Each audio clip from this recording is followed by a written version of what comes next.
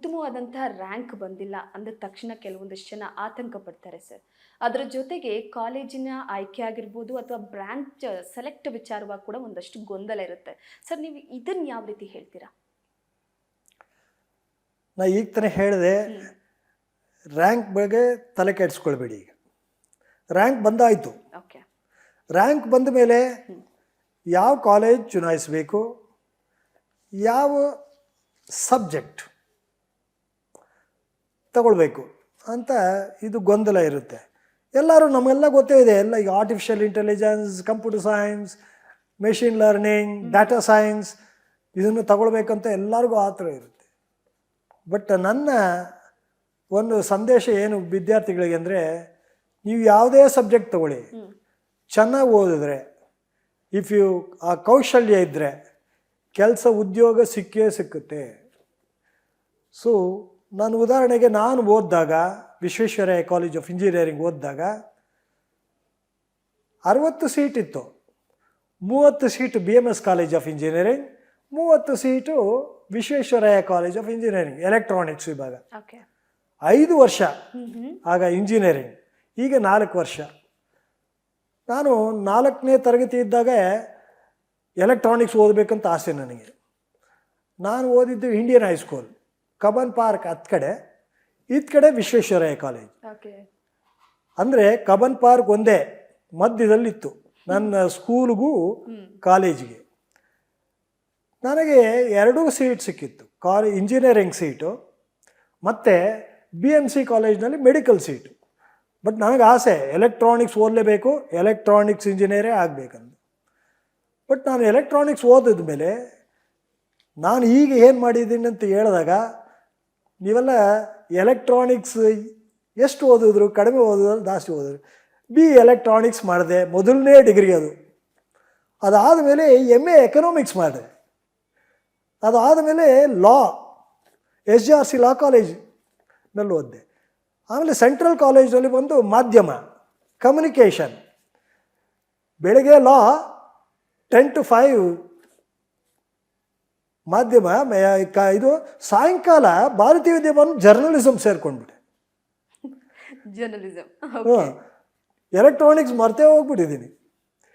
Then ಅದಾದಮೇಲೆ PhD economics ಮಾಡಿದೆ, master of business finance ಮಾಡಿದೆ. ಇದರಿಂದ ಏನು ಕಾಣುತ್ತೆ, ಎಲೆಕ್ಟ್ರಾನಿಕ್ಸ್ ಭಾಳ ದೂರ ಆಗ್ತಾಯಿದೆ ಅಂತ.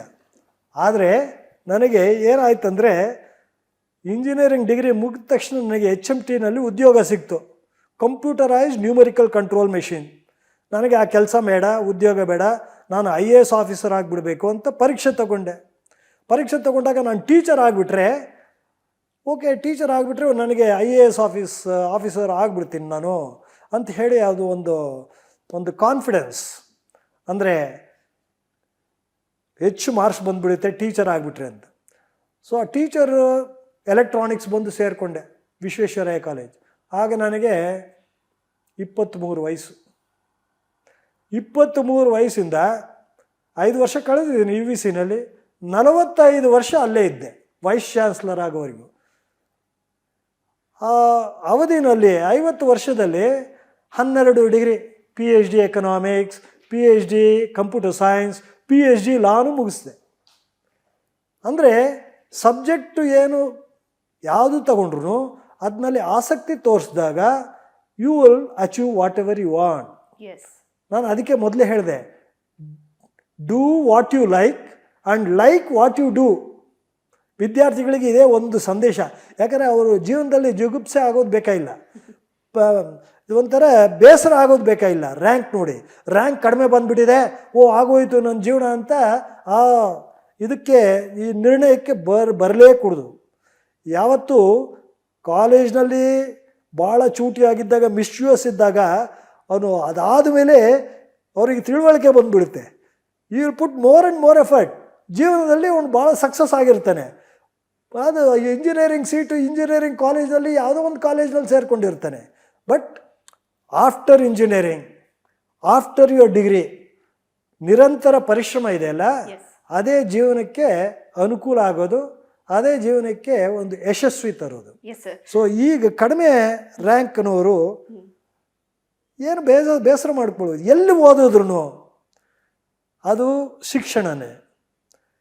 ಈಗ ಆಧುನಿಕ ಸಮಯದಲ್ಲಿ ಈಗ ಪರಿಸ್ಥಿತಿ ಹೆಂಗಿದೆ ಅಂದರೆ, any time, anywhere, any one, any language, any media, any device, any amount of time, any length of time, any subject, any discipline, any subject, any profession. So ನೀನು ಒಂದೇ ಸಬ್ಜೆಕ್ಟ್ನಲ್ಲಿ ಓದ್ಬಿಟ್ಟು ನಾನು ಓಕೆ ಅದರಲ್ಲಿ ಭಾಳ ಉನ್ನತ ಸ್ಥಾನಕ್ಕೆ ಹೋಗ್ತೀನಂತ ಏನು ಬೇಕಾಗಿಲ್ಲ. You must be interdisciplinary subject ಓದಬೇಕು. ಇಂಜಿನಿಯರಿಂಗ್ ಓದಿದ್ರೆ ಆ ಜೊತೆಯಲ್ಲಿ ಇನ್ನೊಂದು ಸಬ್ಜೆಕ್ಟ್ ಓದಬೇಕು. ಡಬಲ್ ಡಿಗ್ರಿ ತಗೊಳ್ಬೋದು, ಟ್ರಿಪಲ್ ಡಿಗ್ರಿ ತಗೊಳ್ಬೋದು, ಸ್ಕಿಲ್ ಬೇಸ್ ಕೋರ್ಸಸ್ ತಗೊಳ್ಬೋದು. ಸೊ ನಿರಂತರ ಪ್ರಯತ್ನ. ಒಂದು ಸಬ್ಜೆಕ್ಟ್ ತಗೊಂಡ ಮೇಲೆ, ಒಂದು ಕಾಲೇಜ್ ತಗೊಂಡ ಮೇಲೆ, ಡಿಗ್ರಿ ಇಸ್ ನಾಟ್ ಜಸ್ಟ್ ಉದ್ಯೋಗ ಕೊಡುತ್ತೆ ಅಂತಿಲ್ಲ. ಡಿಗ್ರಿಗೆ ಬೇಕಾಗಿರೋದು ಉದ್ಯೋಗ, ಕೌಶಲ್ಯ ಕೌಶಲ್ಯ ಆಧಾರಿತ ಶಿಕ್ಷಣ ಪಡೆದಿದ್ದೀರಾ, ಉದ್ಯೋಗ ಆಧಾರಿತ ಶಿಕ್ಷಣ ಪಡೆದಿದ್ದೀರಾ ಅಂತ ಪ್ರಶ್ನೆ ಬರುತ್ತೆ. ಇದು ಪ್ರಶ್ನೆ ಬಂದಾಗ ಕಾಲೇಜು ವ್ಯತ್ಯಾಸ ಮಾಡಲ್ಲ, ನೀವು ಯಾವ ಸಬ್ಜೆಕ್ಟ್ ಮಾಡಿದಿರಂತೂ ವ್ಯತ್ಯಾಸ ಬರಲ್ಲ. ನೀವು ಎಲ್ಲಿ ಯಾವ ಥರ ಮಾಡ್ತಾ ಇದ್ದೀರಾ, whether it is a regular course, evening course, part time course, online course, ನೀವು ಯಾವುದನ್ನು ಮಾಡಿ ಚೆನ್ನಾಗಿ ಮಾಡಿದಾಗ ಉದ್ಯೋಗ ಸಿಕ್ಕುತ್ತೆ, ಜೀವನದಲ್ಲಿ ಯಶಸ್ವಿ ಆಗುತ್ತೆ. Super sir. ರ್ಯಾಂಕ್ ಬಂದಿಲ್ಲ ಅಂದರೆ ಅವ್ರಿಗೆ ಅದನ್ನು ಹೇಳ್ತಾರೆ. ರ್ಯಾಂಕ್ ಬಂದ್ರೂ ಅಷ್ಟೇ, ರ್ಯಾಂಕ್ ಬಂದಿಲ್ಲ ಅಂದರೆ ಇದು ಶುರು. ಇನ್ನೂ ಭಾಳ ಜೀವನ ಇದೆ, ಇನ್ನೂ ಕೆಲಸ ಮಾಡೋದು ಭಾಳ ಸಾಕಷ್ಟು ಇದೆ. Rank is one. ಇದು ಆ ಸಮಯಕ್ಕೆ ರ್ಯಾಂಕ್ ಬರದೇ ಇರ್ಬೋದು, ಬಟ್ ಅವನ destiny it might be showing a rank later. ಲೈಫ್ನಲ್ಲಿ ಸಕ್ಸಸ್ ಆಗಬೇಕಂದ್ರೆ ನಿರಂತರ ಪ್ರಯತ್ನ. ಇದು ಒಂದು ಪ್ರಯತ್ನ, ಇದು ಸಣ್ಣ ಪ್ರಯತ್ನ ಬಟ್ ಇಂಪಾರ್ಟೆಂಟ್ ಪ್ರಯತ್ನ. ಸೊ ಇದರಲ್ಲಿ ನೀವು ರ್ಯಾಂಕ್ ಕಡಿಮೆ ಬಂದುಬಿಟ್ರೆ ಬೇಸರ ಆಗೋದು ಏನು ಅವಶ್ಯಕತೆ ಇಲ್ಲ ಅಂತ ನನ್ನ ಸಂದೇಶ.